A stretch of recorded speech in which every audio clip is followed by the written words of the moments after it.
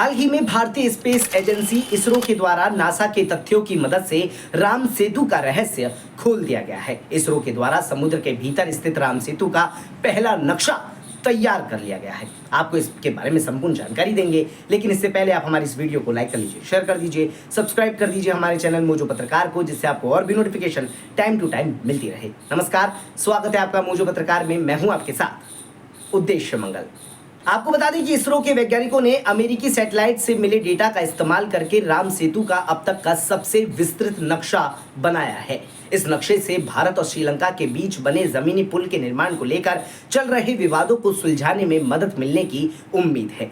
भारतीय अंतरिक्ष अनुसंधान संगठन यानी इसरो के वैज्ञानिकों ने अमेरिका के एक उपग्रह से प्राप्त डेटा का इस्तेमाल करके राम सेतु, जिसे एडम्स ब्रिज भी कहा जाता है, उसका पहला समुद्र के नीचे का विस्तृत मैप यानी नक्शा तैयार किया है। वैज्ञानिकों का मानना है कि राम सेतु के निर्माण को लेकर लंबे समय से चले आ रहे विवादों को सुलझाने में अब मदद मिल सकती है। यह नक्शा 29 किलोमीटर लंबे राम सेतु का पहला पानी के नीचे बना हुआ नक्शा है, जो समुद्र तल से इसकी ऊंचाई 8 मीटर दर्शाता है। इसरो के नेशनल रिमोट सेंसिस सेंटर के वैज्ञानिकों ने साइंटिफिक रिपोर्ट्स जर्नल में प्रकाशित अपने अध्ययन में कहा कि यह रिपोर्ट नासा के उपग्रह ICESat-2 के जल पारगम्य फोटोन का इस्तेमाल करके एडम्स ब्रिज के बारे में जरूरी डिटेल्स प्रदान करने वाली पहली रिपोर्ट है। हमारे निष्कर्ष एडम्स ब्रिज और इसकी उत्पत्ति की समझ को और बेहतर बनाने में सहायक हो सकते हैं।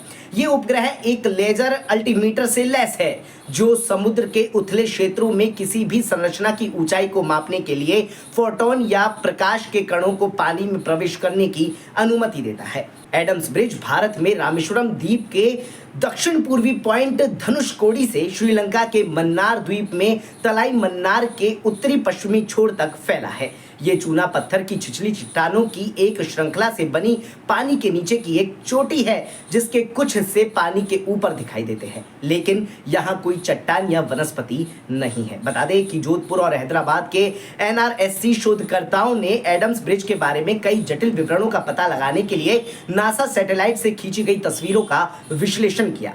उन्होंने बताया कि पुल का 99.98% हिस्सा समुद्र के पानी में डूबा हुआ है, जिसके कारण जहाजों से क्षेत्र का सर्वेक्षण संभव नहीं है।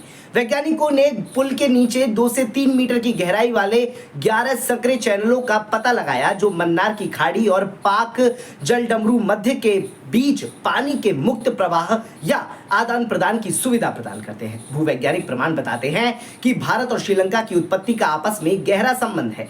दोनों ही गोंडावरा के प्राचीन महाद्वीप का हिस्सा थे, जो टेथित सागर में उत्तर की ओर बह गया था।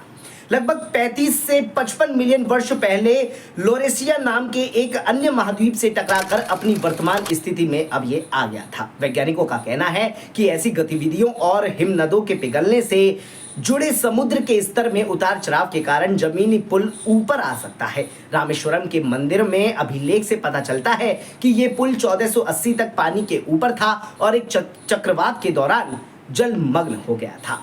तो इस तरीके से इसरो के द्वारा सभी तथ्यों को एकत्रित करके भारत के सबसे पहले इतिहास राम सेतु का रहस्य खोल दिया गया है। खैर, आपको इसके बारे में जानकर कैसा लगा? अपना जवाब हमारे कमेंट बॉक्स में जरूर दीजिएगा। बने रहिए मोजो पत्रकार के साथ। नमस्कार।